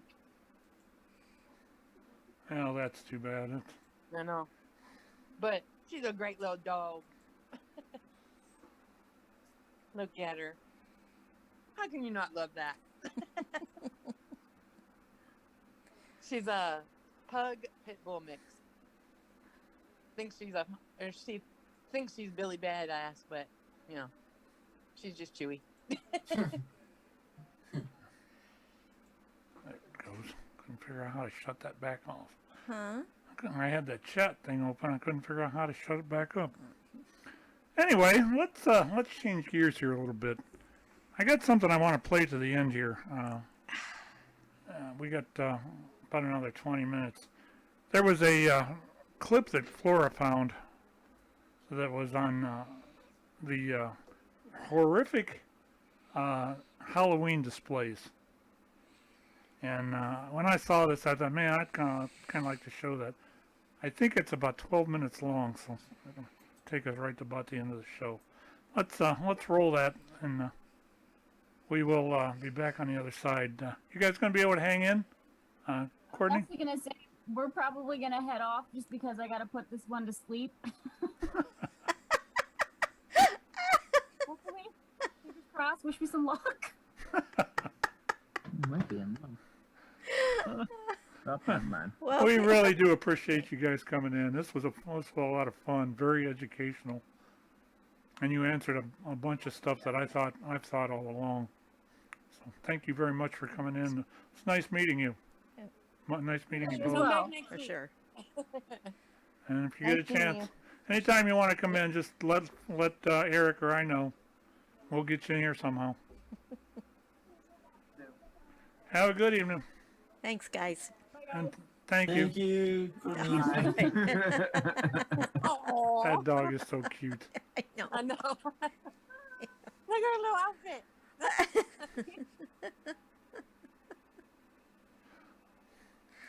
All right, that was Kourtney Nannarone and Steve. I knew his last name, but it's a Gaglione. Gaglione. And they work for Bedford Mitsubishi. Hyundai of Bedford. Hyundai of Hyundai. Bedford somewhere. And anyway, let's change gears here and flip into this other thing we got going. It's on Halloween. I was hoping your brother would come in here, you two. But since it's not, Justine, you may recognize some of this since you've been down there. This actually takes place in Dallas. So let's roll this. We'll be back on the other side of this. You're listening to the Crooked River Radio Network. And not only listening, you're watching. We are out.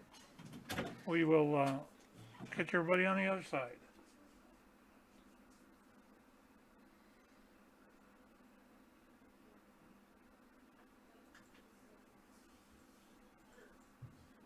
We will catch Halloween display.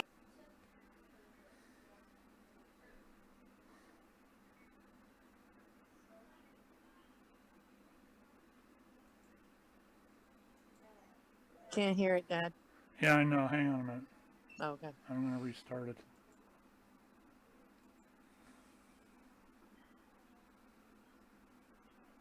Rick, let's look back.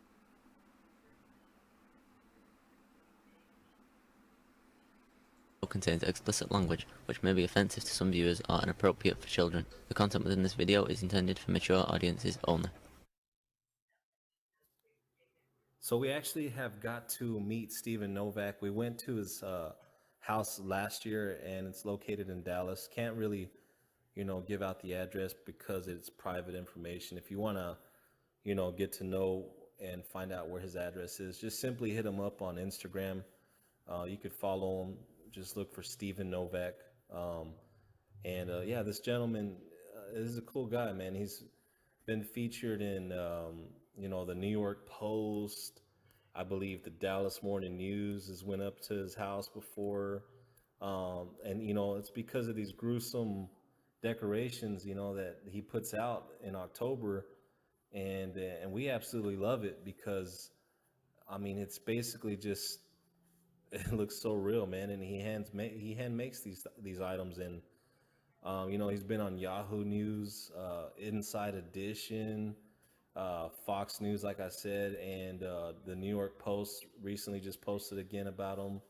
He's been on the Dallas Observer. TMZ did something last year. But yeah, I mean, it's awesome. And got a chance to interview him slightly. I was kind of like, more enjoying it, viewing everything, opposed to, like talk. I got kind of sidetracked, but yeah, if you get a chance, please check it out.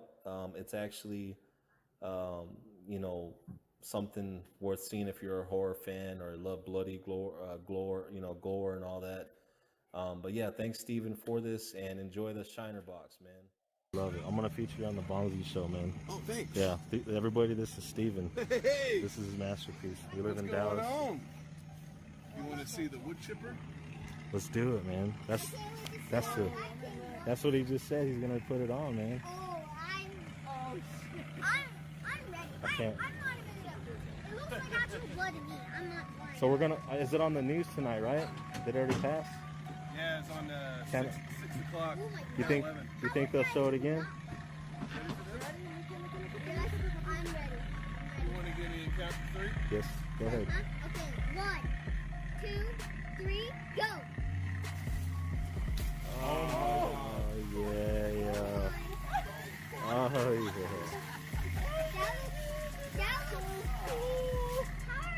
doing that? But when you put it in there, then it's coming out.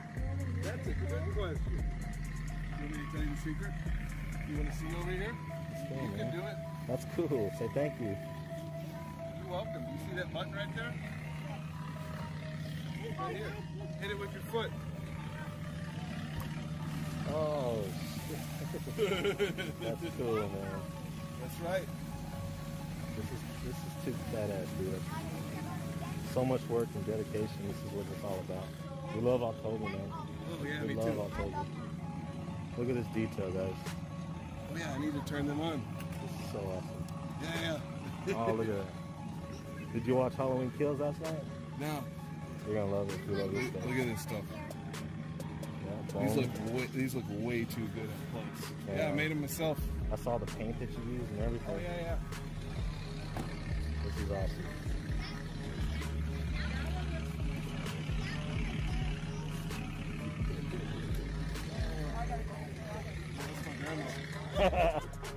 Grandma didn't know. Yeah, she never cooked for us. Hey Steven, where can people follow you at, man? Oh, on Instagram and TikTok and Facebook. Yeah, if you just search Steven Novak, or search anything like, even if you just type Halloween Dallas, like I'm the first thing that pops up almost. Awesome, dude. Appreciate it, man. Sure.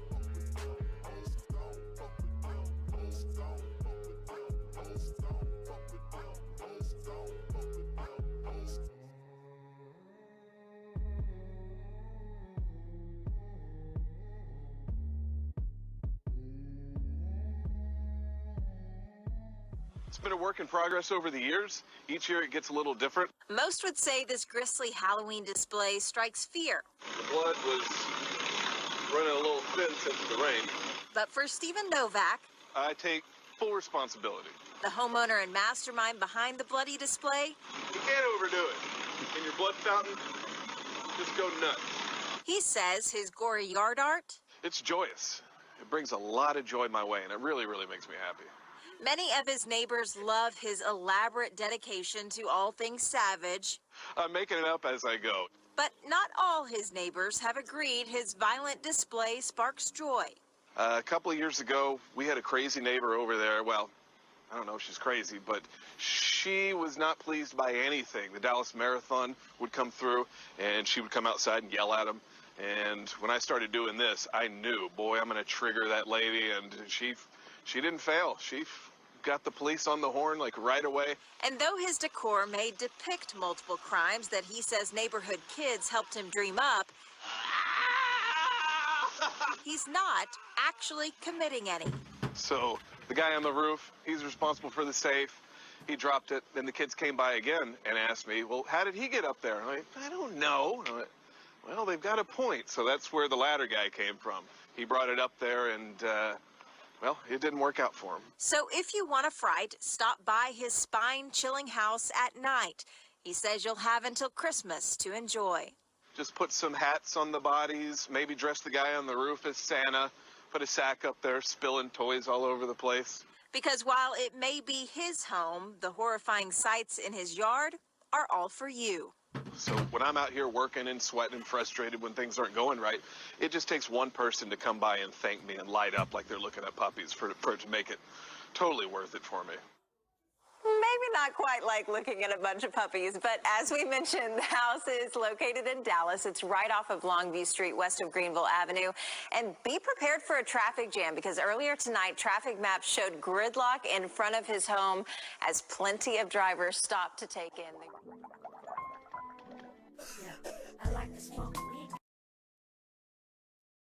All right, how much of that is too much? I thought it was cool. It might be a little over the top, but not. I mean, I've seen more extreme than that. He was actually on ABC News this last week. Really? I saw the article. That's crazy. I couldn't handle it. Yeah, I don't think I could either. I guess the police have been called like numerous times over the last few years, and they come over and they're laughing. So you ever done anything for Dale? Have you ever done anything for Halloween on the front of your truck? No, actually, I haven't. That would be a prime opportunity. Between that and setting up some Christmas lights on the what do you call it, on the back, little Santa cap over top of the cab, that'd be cool. Have a Santa truck. I've seen some owner-operators. I remember seeing one where he had a sleigh. This was all maybe like a foot long, but he had a sleigh and some reindeer, and they were all like smushed up against his grill with the Santa Claus with his back cool. to the grill with his hands up, you know, like he ran into kind of like Mad Max. Yeah, it was kind of cute. And I've seen some where they put like them on the power inverter that I have in my truck, the 1800 watt power inverter. They'll hang up some Christmas lights in the sleeper, and then they'll have them on, and you can see the lights in the sleeper as you see them drive by, if you're coming out driving towards them, you know. Yeah. I've seen that before. Pat, did you see what it's been on the news? Did you see what Myles Garrett did in his front? Yeah, I don't know if I can come up with that on my phone or not. I actually saw that. I was gonna save the link to it. Wonder if I can find that on YouTube or on the web. I might be able to throw it in, let everybody see it. Go ahead and talk for a second. Let me see if I can find this. Okay. Talk for a second. Cricket. Yep. Yeah. We need the cricket sound effect. No, we don't.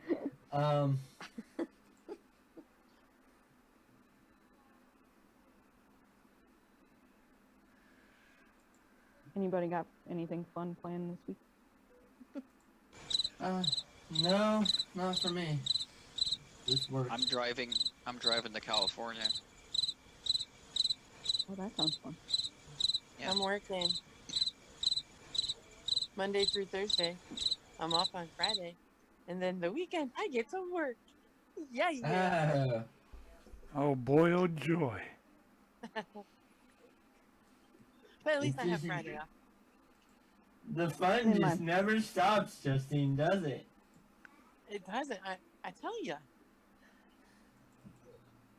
I'm in the 5th week of my 2nd term in school. So. Well, Getting there. Eric, it's getting to the temperature in Ohio now that what you and Pat can do is every time the Browns win a game, you run around your house in your underwear yelling "Go Browns." I do that no matter what the temperature is. What are you talking about? I'm certain that Justine probably won't find this terribly amusing, but Ella this week in school, they're supposed to wear, support their team kind of thing. When Ted, and you know Ted, Justine, I think you do anyhow. I don't know what his call sign is, but anyway. KBA-PRK. Okay. Anyways, he's a Steelers fan as well. And when I asked Ella yesterday what sports team do you want, and she looked at me and she goes, the Browns.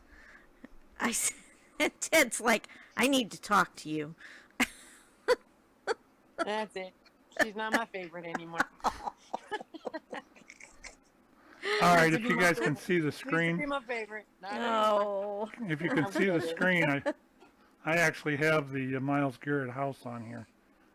If you see there's all quarterback tombstones there, and I think that's him standing over there as a skeleton. Huh? Oh, yeah. See it? Mm. And then there's another Yeah. one. Yep. There's the Baltimore's Jackson. Yeah. Cardinals Murray. Yep. Herbert from. I can't wait till tomorrow to cover that Baltimore and Cincy game. I was surprised that Cincy won that.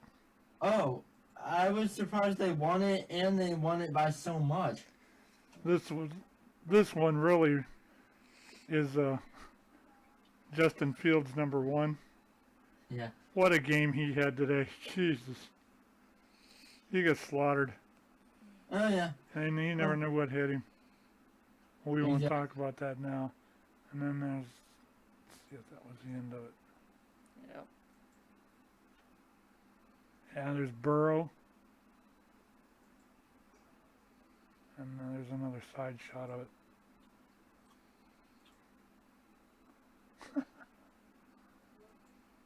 Pretty cool, pretty cool. Yeah. Close it out. And remove it. Beep, beep. Move it. Okay, I think it's 5 after 9. I think we can wrap it up for the night. I do want to thank everybody for tuning in this evening. If you get us on or watch us on Facebook, please let us know that. And, give us a like on there, wave at us or something. If you hear us or view us on YouTube, please give us a like and hit the subscribe button. We can always use them. It lets YouTube know that we're there. And if you hit the subscribe, you'll know when our new shows are coming on. Next up, tomorrow evening is at 7 to 8 o'clock. Will be probably a renamed show eventually, but it's Hash Eggs and Football. 7 to 8. Eric and I will review the Browns game, the Ohio State game, some other stuff. And I'm trying to confirm it, but we might have another guest co-host. But I'll keep you updated on that. We had Justin. Jordan. Jordan. Actually, it's Jordan's cousin that's going to be joining. We had Jordan in there last week, and he was a good interview. He was a good. Oh yeah. That was a good show. But anyway, we need to wrap her up. So. Okay. Is Justine gone? See y'all. Yeah, I think she waved and left. So. Oh. Okay. So. Anyway, we will catch you all next week. Thanks for joining us this evening and being part of this.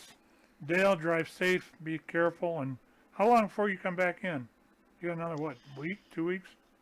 Yeah, I got another week. Well, I made my request today for, I can't remember if I typed in the 1st or if I typed in the 2nd of November. I can't remember.